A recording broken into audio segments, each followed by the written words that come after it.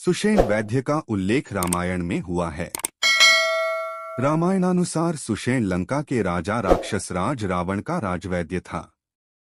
जब रावण के पुत्र मेघनाद के साथ हुए भीषण युद्ध में लक्ष्मण घायल होकर मूर्छित हो गए, तब सुषेण ने ही लक्ष्मण की चिकित्सा की थी। उसके यह कहने पर कि मात्र संजीवनी बूटी के प्रयोग से ही लक्ष्मण के प्राण बचाए जा सकते हैं, राम भक्त हनुमान ने वह बूटी लाकर दी और लक्ष्मण के प्राण बचाए जा सके। अपहरण। जब रावण के पुत्र मेघनाद के बाण से लक्ष्मण मूर्छित हो गए तो भगवान राम ने विभीषण से सलाह ली कि वैद्य कहाँ मिल सकता है। विभीषण ने कहा, लंका में एक वैद्य है जिसका नाम सुषेण है, लेकिन वे लक्ष्मण के उपचार के लिए आएंगे कि नहीं, यह कहना मुश्किल है। यह बात हनुमान ने सुन ली। उन्होंने कहा कि मैं सुषेण को उठा लाता हूँ। हनुमान लंका गए और उस भवन को ही उठा लाए जिसमें सुषेण वैद्य सोए हुए थे। उन्हें जगाया गया। सुषेण समझदार थे, समझ गए कि उन्हें किसी अत्यंत बलशाली व्यक्ति ने बुलाया है, वरना भवन के एक हिस्से को उठाने की ताकत तो किसी में नहीं है। श्रीराम ने सुषेण के समक्ष समस्या बताई और लक्ष्मण के उपचार के लिए कहा। सुषेण ने कहा कि मंदार पर्वत पर संजीवनी बूटी है।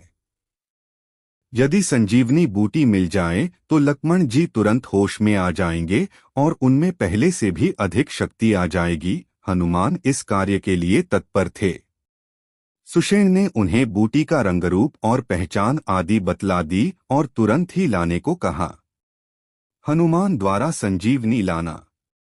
संजीवनी ले जाते हनुमान जी तुरंत उड़कर मंदार पर्वत गए, लेकिन वहां एक ही तरह की लाखों जड़ी बूटियां देखकर उन्हें समझ में नहीं आया कि कौन सी बूटी ले जानी है। इसलिए वे समूचा पर्वत ही उखाड़ कर ले उड़े। रास्ते में अयोध्या नगरी पड़ती थी।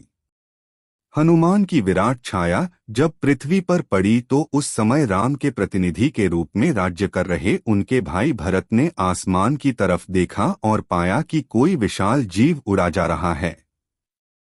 उन्होंने तत्काल ही हनुमान पर तीर चलाया, जिससे हनुमान बेहोश होकर धरती पर गिर पड़े। इस समय हनुमान श्री राम को याद कर रहे थे। उनके मुख से राम राम का स्वर निकल रहा था। राम राम का स्वर सुनकर भरत चौंक उठे।